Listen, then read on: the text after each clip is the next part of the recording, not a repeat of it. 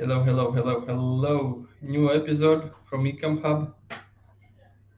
We have an amazing guest from Hollywood, yeah? Where are you based Miami. right now? Miami. Miami, yeah. Yeah. Miami, nice. So you have a morning, I have a evening because I'm from Dubai today. So before you introduce about yourself, today's topic will be 30% revenue increase from emails and how to do that. We will try to understand how to get there, how to. I have some questions about your road. That's something I always are really interested in the entrepreneurs, how they get there, what was their road, what was their suggestions for themselves. But I think let's start with the basics. Let's start with the introduction. Maybe you can give a small introduction. Who are you and why we need to listen to you? Yeah. I'll just keep this part brief because nobody really, gives a shit about this part. I started the agency 4 years ago. Before that, I was one of ClickBank's top vendors for 13 years. I did millions of dollars in sales through email marketing. I suck at paid ads. I suck at SEO. I kind of suck at writing copy, believe it or not. Like long copy, like sales letters or that kind of stuff. And I was just really good at emails. I just kind of figured things out. I had very good teachers along the way and mentors, and I just really just figured it out. And then started the agency 4 years ago, just by accident. I had no intentions of working with clients. Had no intentions of starting another business. My business was doing really well. I was working like 1 or 2 hours a day, and then just chilling out, enjoying life. And then I met a guy in a Facebook group. My wife is from. I got married. My wife is from Uruguay, South America. And as a marketer, I'm always we're all in these Facebook marketing groups, right? And I met a guy. I saw one of the members posting, and he was also from Miami. So I clicked his profile and I noticed that he's also from the same country as my wife. My wife's from this like really small country. So it was very how random. So I messaged him, and long story short, we met at Starbucks coffee shop one day, and he shows me that he has an e-commerce store. He shows me his Shopify stats for the first 9 days of sales, and it was like $500,000 in sales in the first 9 days. Okay, I was in shock. That was like my first experience with e-commerce because before that I was doing info products. Um, and so he was kind of showing me what he was doing. It was all very new to me at the time, but I noticed one thing: he wasn't sending any emails, like not even an abandoned cart campaign. So in Starbucks, I wrote a little abandoned cart campaign for him, just like 3 emails, and we put it in there. A few months later, we forgot about it. A few months later, he messaged me and he said, "Dave, do you remember those emails you wrote for me in Starbucks a few months ago?" I didn't even remember. It was like because it happened so fast. He said, "Here's a video." He sent me a video from his computer, and it showed $300,000 in sales from 3 emails. He said, "Dave, thank you very much. I'm going to the car store and I'm going to buy a Lamborghini." True story. And then he went and bought a Lamborghini, and that was the beginning of it. And then I had the bright idea at that point. I said, "Wait a second! I just made him $300,000 from 3 emails. It took me like 10 minutes to write. What if we took over his store and managed it for him? How much money could we make him? And how much money could we make, for us?" And that's how I had the bright idea to start the agency. That was 4 years ago. He was our first client, and it's just exploded from there. How much more Lamborghinis he has bought from your email? Um, he's well on. He's moved on from the Lambos at this point. Um, Okay. but yeah. And so that was the beginning of it. Since then, we have a pretty big agency now. We have 41 employees, full time. We've done about 40 million in email revenue in the last 4 years. And so yeah, it's working Yeah, really okay. good. That's growing fast because I was reading for different information, but I think all this part of starting agency, mm, not as a plan, but it just happens with you. It's something what really makes me thinking about the business and how you get in the situations and how you get in the places where you do something. Um, 100%. Yeah, I think a lot of And people just jump into the agency model, but they don't have any. They shouldn't be. They shouldn't be. It's a very, when you're working with clients, it's different than working on your own stuff, right? Like yeah, if you fuck up on your own stuff, you feel bad for yourself, right? But there's nobody else that's really impacted from it. But if you have a client's business and you fuck up or your team fucks up, that's a big thing, right? yeah, And yeah, you can't take that lightly. You have to take that responsibility very, very serious. Um, and I mean, you hear it all the time. When you speak with clients, any I think every agency owner's heard that. Bad stories from other agencies and stuff like that. Unfortunately, it happens. yeah. I'm trying to make this. I don't know how you try to stretch your people, but I'm always telling that I'm your best client because I will just uh, just tell what I think and just give some feedback.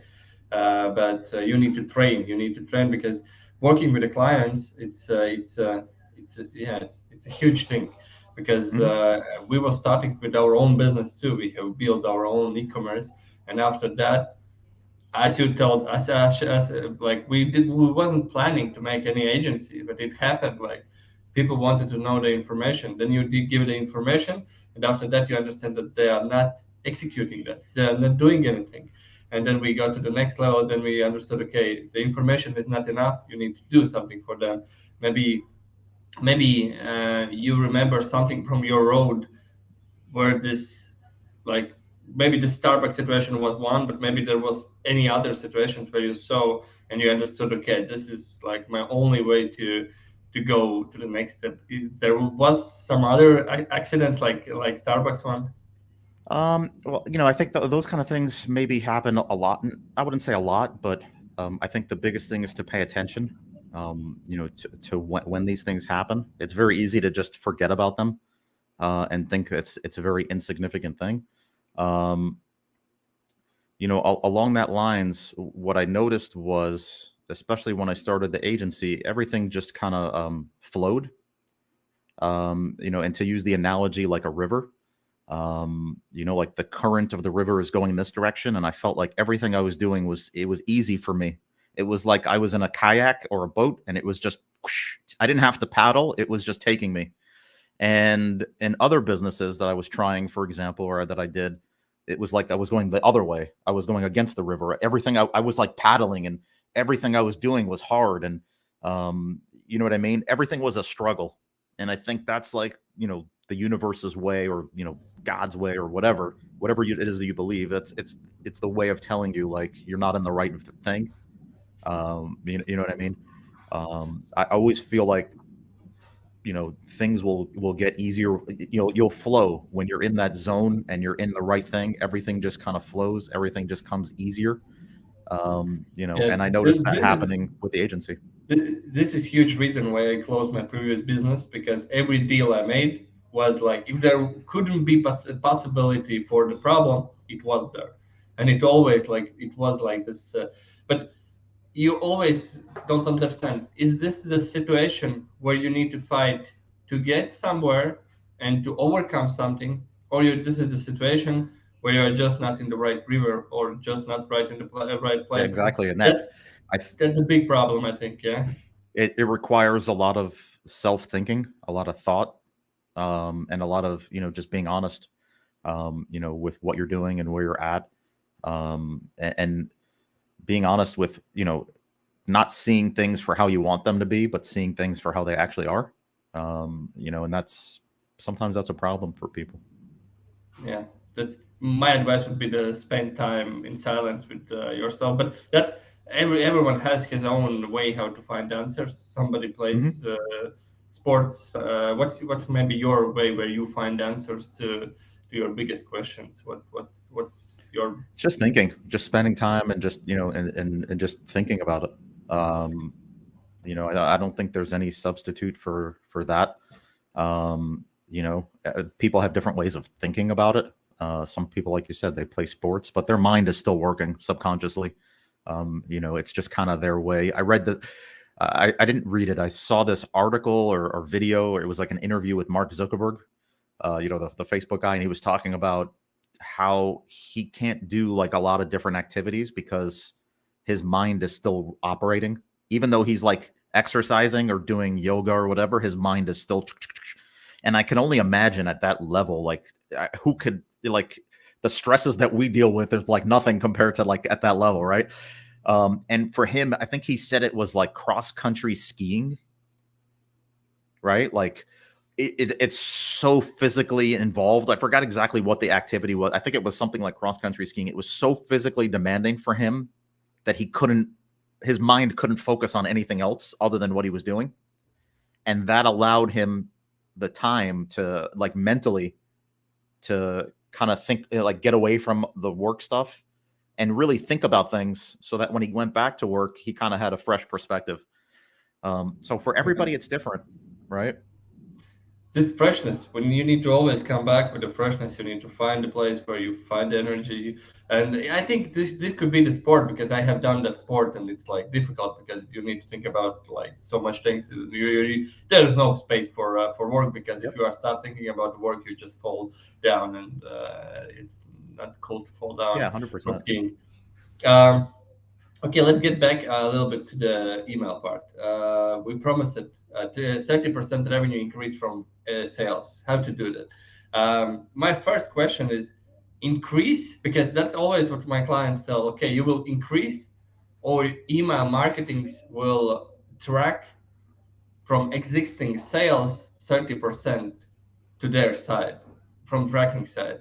That's the question for me. Is that really possible to increase those without doing anything else, just email marketing, Well, I mean, increase those I have a 30%? client, I mean, right off the bat, we have a client that's increased their email revenue an extra $1.1 million a month. And they've only have a 16% increase in traffic. 60%. 16%. 16. 1 Okay, 6. okay. They haven't Nothing. changed nothing in the traffic. Okay, and which is the moment when you really can benefit from it? Because I have seen for the clients who is making maybe, I don't know, 10, 20, 30,000 in our country where we live right now. I'm in Dubai, but in the Latvia, Mhm. 30,000 a month is huge amount of the money created in an online store. And I have seen that for them, working with the email marketing is giving a small percentage of the growth as itself. What is the moment when you really can implement all those What flows? we And what we typically see from our end, and it's just a general number that we notice. It's about 100,000 a month. I would say probably around $80,000 to $100,000 a month USD. Because for our numbers, agency wise, when we do email and SMS for a client, our goal is to be somewhere between 30 to 50% is kind of our target range, low and high end. Obviously, you never know where a store is going to fall in that range. You can't guarantee any numbers or anything like that. But just based on historically where our clients typically are, we want to be in that range. And so on $100,000, you're looking at like $30,000 to $50,000 increase per month. And then the ROI to the agency to us is huge. You're looking at like 4, 5, 6x, 7x on the low end. And then that just scales considerably from there. Right. And so, this is like baking a cake. It's like cooking. There's a recipe and you have to do things in the right order. And so for a smaller store, it's not that email isn't going to work for them. It's just that it's not the right time. So it's like baking a cake. And before you put the cake in the oven, you want to put the sprinkles and the frosting on it and then put it in the oven. And if you do that, it's going to taste like shit. Right. And it's not that those ingredients are the wrong ingredients. It's just that you did them in the wrong order and at the wrong time. Okay. So what I would probably say for a smaller store, what makes more sense is to start with SMS. That will give you a quicker boost. Plus, the SMS will feed the email, right? Because we use an SMS pop-up to collect email and SMS now. So now you're building two lists, right? This SMS list is super, super profitable, and it's much cheaper to run SMS than to run email, right? And now this SMS is now feeding the email list because your pop-up is converting much better, right? So now your email list is growing much faster. And then you start adding the email side in after the SMS side. And this is for a smaller store. This is how I would do it.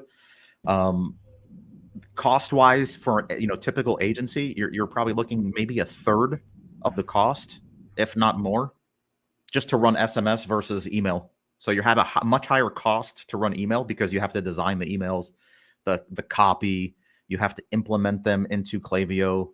You have more people that are required to do the work than SMS. SMS, you don't have a graphic designer, you don't have a developer to code everything, right? So it just takes away the manpower, which obviously takes down the cost and makes things faster. So that's what I would do for a smaller store. You'll see a much better ROI, and it'll help. One part feeds the next. Okay, that's nice perspective. First time hearing that. I have read and done a lot of information about email marketing, and that's really good perspective because as you told, SMS is just write the text and it can be done. Yeah, I mean, think about it, Gustav. Think about this for a second. If you're a client, your store is doing, let's say, 40,000 a month, kind of like what you said, and you're speaking to agencies or freelancer agencies, and the agency says to you, it's $5,000 to run email. That's probably pretty expensive if you're making $50,000 a month, right? But now if they came to you and said it's $1,000 or $1,500 a month for SMS, big difference. Sounds good. Yeah, that sounds good. And if that SMS maybe increased your sales by like 10%, easy. Yeah, ready just to keeps grow. growing. Yeah, ready. It's an easier thing to manage that. So we start with the email flows, yeah. Then we add them together with the email flows, like SMS flows and email flows. Can you give me, like, I don't know, 3 till 7 things what should be done so we can get this increasing? Of course, it's like if I could make that cake, which you call email marketing, it will be the different results than if you will make it. But still, from your perspective, which is those most important parts should be done in every e-commerce store, at the SMS and the email part, because SMS is a huge thing. I think still, if the email is not using, the guys is not using well the email, then SMS, I think it's even less used. It's 100%. Sorry, my lights, looks like my lights just went out, so I apologize for that one. So yeah, I mean, the flows will really depend on the technology that the store is using. So, obviously you're limited more with different platforms, WooCommerce, Magento, Shopify. So the technology will obviously, impact that. And obviously the model that the brand is using, whether it's, heavily focused on subscriptions, or it's, high ticket products, or, some agencies, some people will have a system that they use, and they just kind of put that into every store. We don't do that. And so it's kind of hard for me to answer this in a very specific kind of way, because everything we do is so different for every client. There's no one size fits all type of solution, but in general, what we're doing is we're building out all the flows for the store. We're building out all the SMS flows as well. We're doing the campaigns as well for both. And it's a lot of split testing. It's a lot of optimization. There's no shortcuts around that. It's a lot of split testing. It's a lot of optimization. It's a lot of email creation. And that's really the key to it. Yeah, I totally agree, because we do the same. Like, most of the business what we do is coming from content creation for the ads, for the social media ads. And we do the same, that there is many ingredients which we try to implement to the businesses, and they're all not the same. And that's I think right now the marketing has came to the level where you should optimize for every business separate. You can't build like everything for everyone. And I was seeing, I think it was in your LinkedIn description, that there's the agencies who do everything, and there is your agency which do one thing and they tailor it and they do it in the best way. But I think that what you've told right now is that still you are doing that one thing, but it's not just a one thing. You are still doing one thing differently for many different businesses, and I think that's the biggest place where you can see that going like specific on one thing is important, because you can't just implement, like, I don't know, something that you can read in some blog post about what should be done in email marketing. It always should be optimized for every business separate. Yeah, there's no one size fits all. It's like a Rubik's cube. I try to use the analogy of a Rubik's cube. Every brand is different, and you just have to figure out how to get to the end, right? So some brands are more direct response heavy. Some brands are more brand heavy. Some are more in the middle. And so you just have to really figure out what's the brand, where they're at, and kind of what their objectives are. Okay, you made a good point. So you have the brand focused uh, stores and the sales focused stores. Mhm. That's one of the difference you take when you start to work with the clients. Yeah. Yeah, that's what I've noticed. I think typically like the stores that are coming from the internet marketers, the internet marketing community. What I've noticed is it's just a trend where these kind of marketers will. It's everything is tends to be black and white, so everything has to be quantified. So if you send an email, it has to have a result. This has to equal something, and if this doesn't equal this, then it's a failure. And I have this conversation all the time with these store owners, and it's an educational conversation that we have, because to go from here to here, not everything is going to be the same, and there's going to be things that you do as a brand owner and as a brand that you can't quantify. Perfect example: if I sent out an email today and it made no sales, but it was, let's say, a letter from you, Gustav, the owner, the brand owner, and it was just a really nice, touching story about why you started the brand and why it means so much to you. It had no link.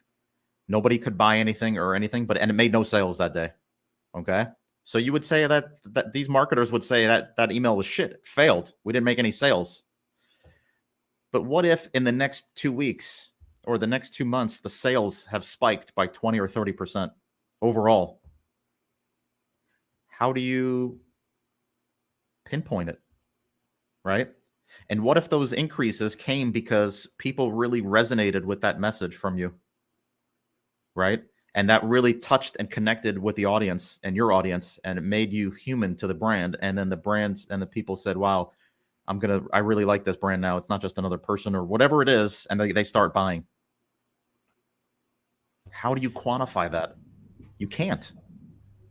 Yeah, but I think that's the biggest problem right now in the older marketing world, is that marketers still is trying to get the dots together with every sale they have.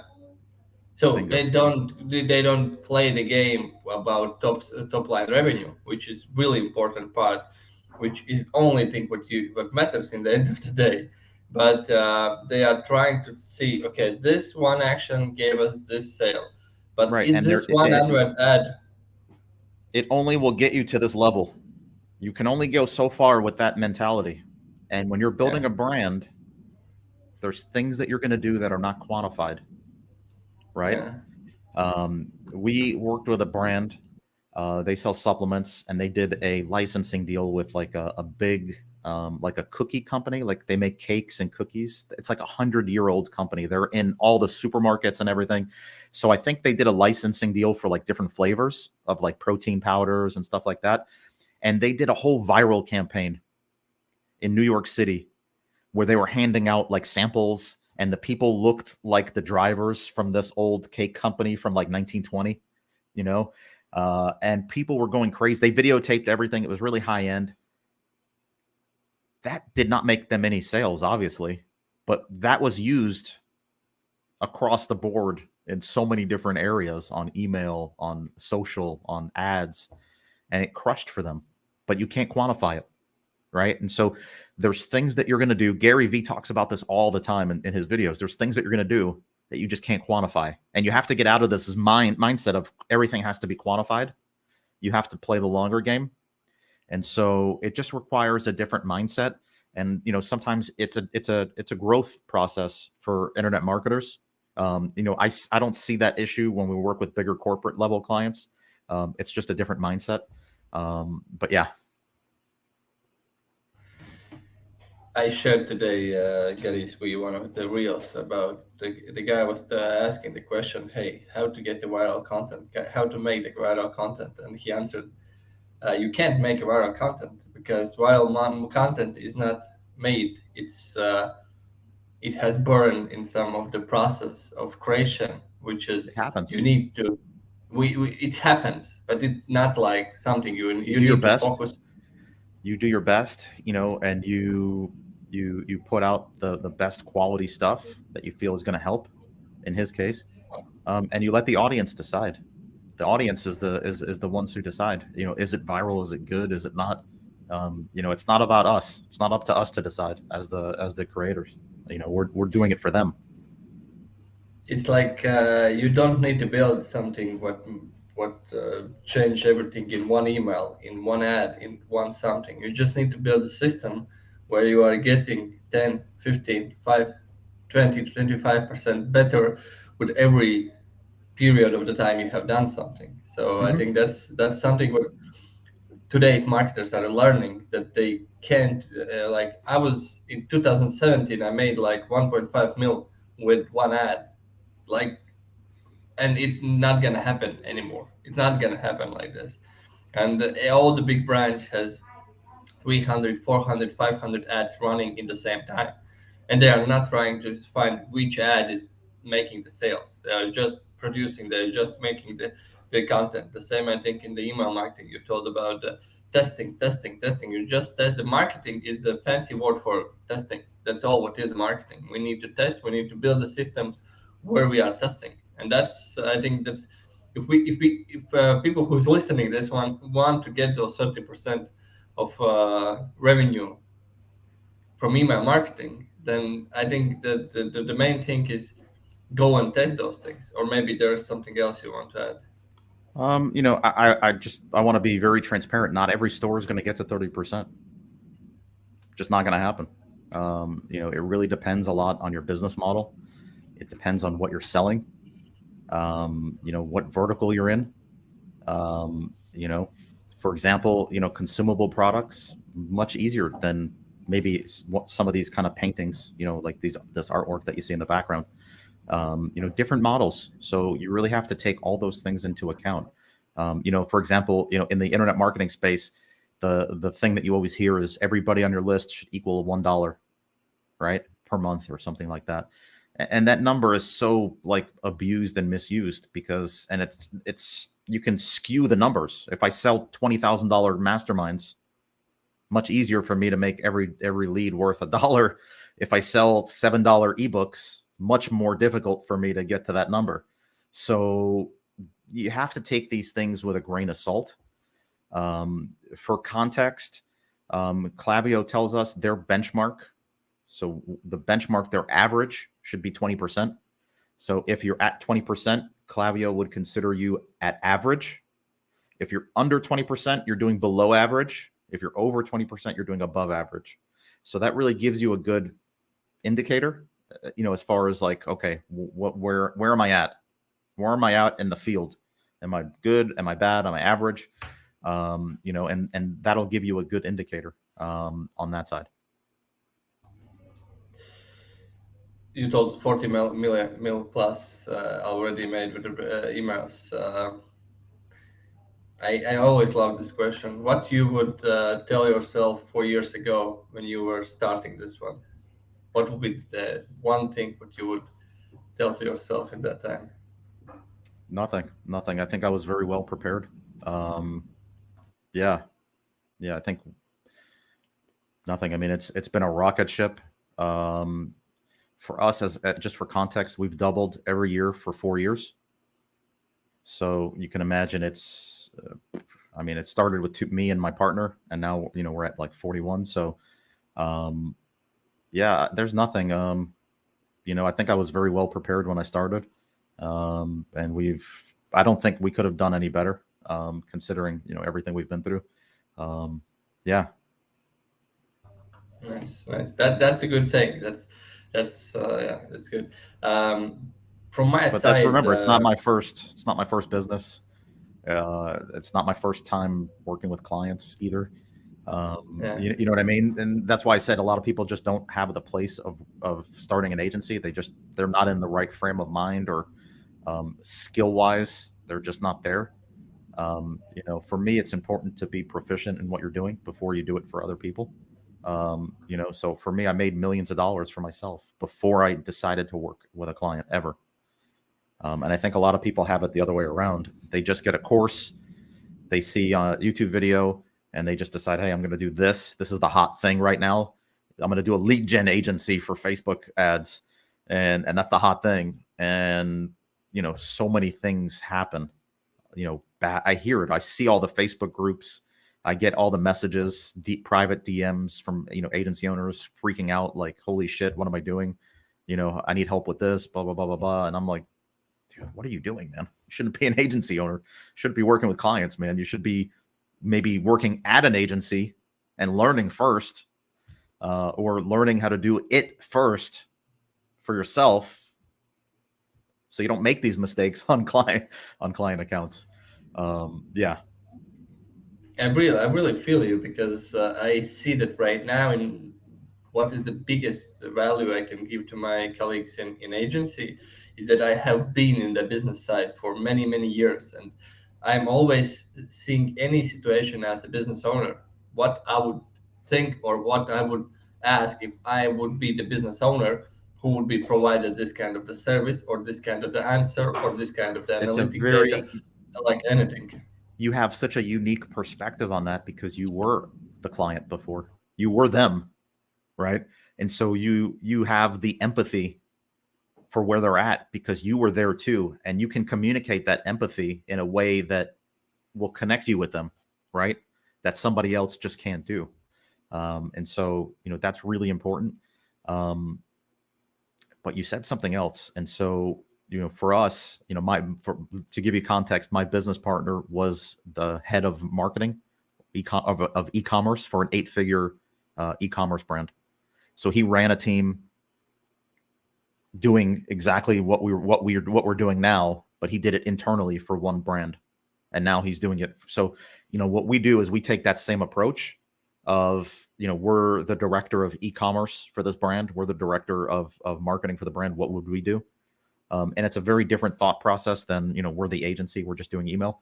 But again, it's from a decade plus of his experience of actually running that. So similar context to kind of what you were saying.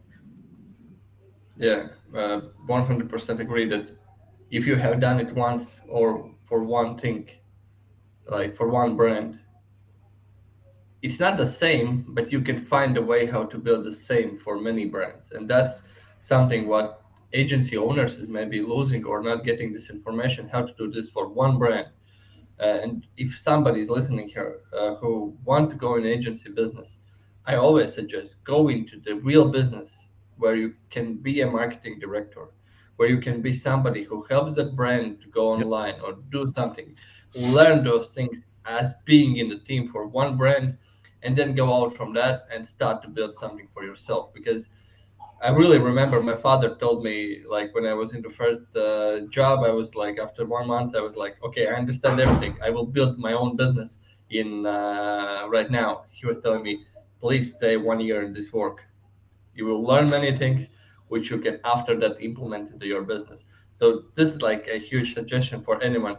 If you want to build something, spend 1 year as an employee or as somebody who wants to understand the process. You will have so much like potential, so much. You will do so much better when you are Mhm. after that alone and doing that for other businesses. 1,000%. Your dad gave you amazing advice, great advice. He sounds like a very smart and very wise, person. And it's true. It's totally true. And so, if you're listening to this and you, are starting an agency, or you just started an agency, the same thing with me. I mean, I came into the e-commerce space. Nobody knew me. Because I was coming from selling, info products into a totally different space. So even on Facebook, all my Facebook friends were all like info product sellers. And I had to go through a period. I'm still going through that period of kind of clearing out a lot of them, those people who I don't do business with anymore. We don't communicate it. You know what I mean? Like it's a different business, different time. And now getting more people e-commerce related in. And so the story that I told you initially, how I made this guy a bunch of money. I asked him to make a video for me, afterwards, and he made a testimonial video for me, showing the results, saying, hey, you should work with Dave. I got great results. I'm really happy with him. Blah blah blah blah blah. I used that video on social media when I was speaking to people on Messenger, and I leveraged that to get a bunch of new clients the first year. That was all I used marketing wise to get new clients. And so you just need one good case study. That's it. And work for free. This was the question I wanted to ask you, the next one. How you get those 100K plus clients? Because we are challenging. We have many clients which do something from 20 till 70, and we have this bunch of them. We are working with them. We are giving the results. Everything is working. We are slowly growing. But our target, our dream is to start work with 50, 100,000 already made businesses. What's your maybe top one, top three suggestions? How to get those guys, in team and start to work them, with them? Everybody's different. It's so hard to give, like, at least for me, like general advice on that kind of stuff. What I will tell you first is this: you have to find your own frequency. And what I mean by that is, everybody's a little different in terms of their skills, in terms of their interests, in terms of their network, right? Like even like our social network, me and you, I have maybe 2,500 or 3,000 friends. Maybe you have 3,000 to 5,000 friends. And out of those thousands of friends, we maybe have an overlap of maybe 100 or 200 people, right? If you look at mutual friends, usually in maybe the best case scenario, even in marketers that are all together, 200, maybe 300 out of thousands. So you really have to find your own frequency. For me, I fucking hate doing videos. So this for me is a big thing. I just don't like them. I prefer doing other things. I hate writing long blog posts either, because I just think I suck at them. So I hate writing long stuff. I hate doing videos. So I've got to find what works for me and what's good for me, right? And some people are great. I have a friend who's amazing on video. He even does, like, I just saw him in a TV commercial even the other night. So he looks like a model. He speaks really good. He's just great on camera, right? Like for him, it's all video, right? For me, I fucking hate that shit. So I don't want to do that, right? So you really have to find your frequency. But really, it's about getting results. So the question I want to pose to you is a question that a client of mine posed to me and to everybody in one of his books. He said something to the effect of, if the only way you could get new clients, the only way was by getting your current clients to refer people to you, what would you have to do differently in your fulfillment process to make that happen? Let me repeat this again so it sinks in. Yeah, if the only way that you were able to get new clients was through referrals from your current clients, what would you have to change or do differently in your current fulfillment to make that happen? We need to motivate them to make those referrals. Is it just that though? Really think about it. That's the first thing I think, because we haven't collected many testimonials. Right. And we started to do that like for last months. Um, What if there was what and if there was things that you could do that made your clients so happy that you didn't even have to ask them, they just did it for you automatically because they were so happy? What would need to happen for that to happen? Something to think about. Just something to think about. When you put these constrictions and these limits, it really forces you to think about things in a different way.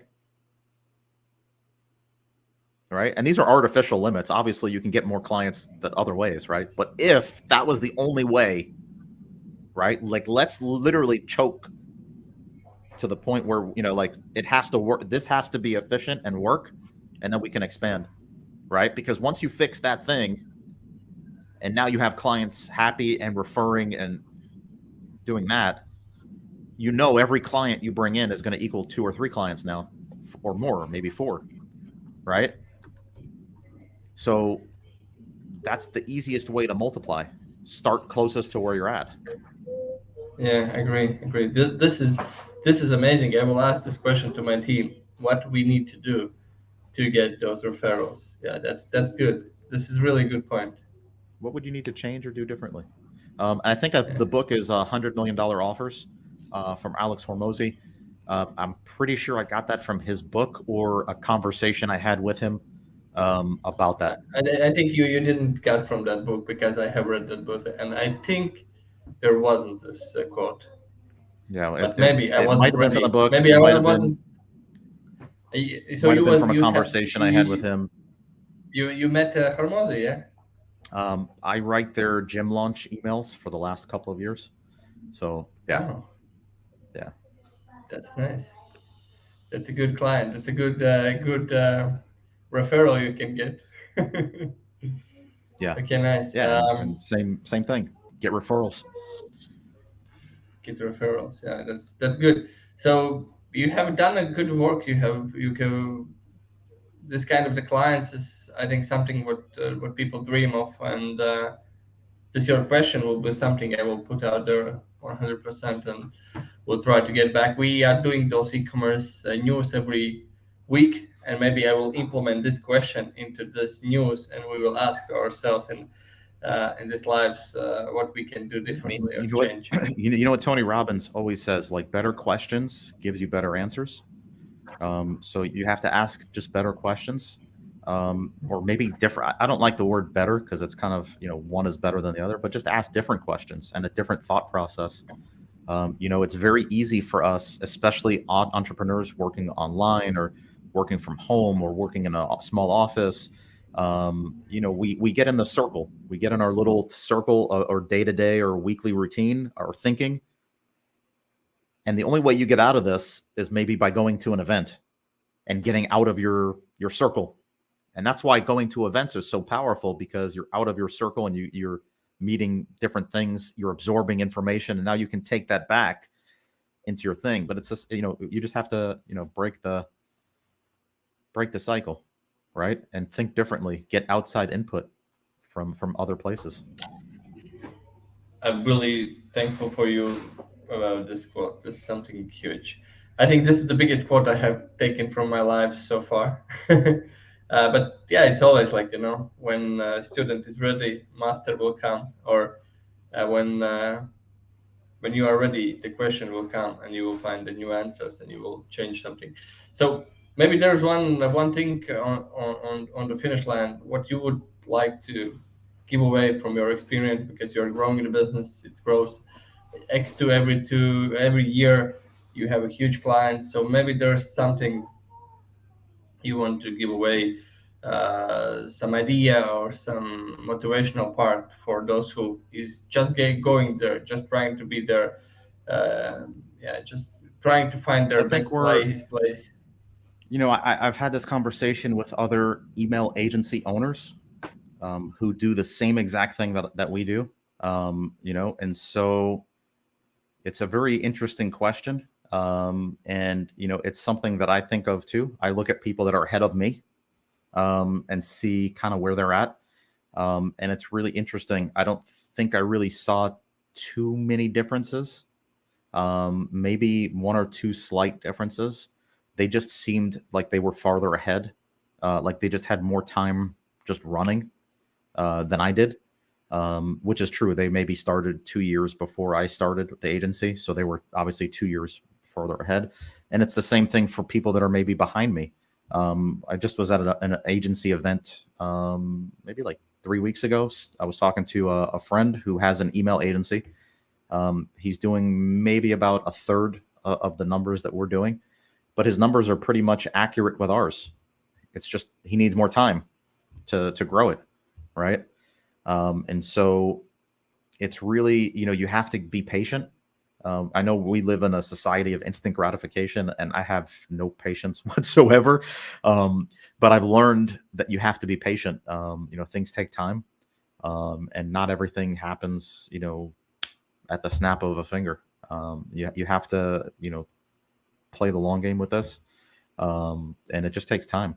It really just takes time to, figure things out, to see the mistakes, to hire the right people, to have the right training, to have the right systems in place, time to figure out who your client is. Who your client really is maybe not who you think it is, right? And so you just have to be patient. Be patient, and you have to work hard and be focused. Nice. Be patient. That's I think the biggest thing. And yeah, I'm always feeling the same when I see somebody who has been in this game for years and they are making money and everything is going, and they're sharing some good things what's happening in their life, and you are sitting in your place, and maybe you don't have some, like, I don't know, you don't have something what you should have, like how you think. But that's we just need a time, we just need a patient, we just You need time, and you need focus. I think too many people are looking for inspiration, and they're lacking perspiration. So okay. sweat. They're looking for everyone else to inspire them, to get motivation, to get help, to get advice. All you need to do is take a long, hard look in the mirror. Honestly, people are looking for easy escapes, reasons why they're not successful. Like, put the fucking work in. Put the fucking work in. That's it. You got to sweat. You got to bust your ass. There's no shortcuts. There's no fucking shortcuts to this stuff. People are looking to funnel hack, to copy, to duplicate. It doesn't work, guys. It doesn't work. That's an easy path to, to the bottom of the barrel. Right? Like, you got to put the work in. There's no shortcuts. I'm a firm believer in that. After all these years, and you can see the difference. People that shortcut, copy, steal, all these things, they're funnel hack, all this stuff. They come and go like the wind. And if you want to have any longevity in your business, you have to put the work in. On this good idea, I think we need to end, because this was a great live. I'm really happy that you joined me. I'm really thankful about it. I hope I gave something for you too.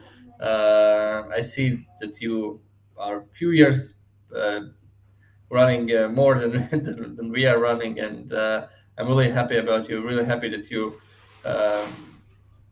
find the time for this live. And if somebody needs any help with SMS or email, and you make more than 100,000 a month, where they should go? The email experience.com. And go check out the samples and stuff like that, and kind of see what we do. Just sign up for a call if you want to find out more. And we'll go from there. That's really hard pitch right there to sell somebody very, very hard. We don't do any hard sales or anything like that. It's very, very low key. And but that's it, man. I really appreciate your time today, and thank you for inviting me on the call. I hope you guys got some value from it. 100%. It's been excellent. Thanks, Dave. See you in the emails. Absolutely. I'll see you on Facebook too. So I'll see you guys on social media. Thank you so much, Yeah. guys. I hope you have a great day. Great evening. You too. Yeah. Bye-bye. Thanks. Bye.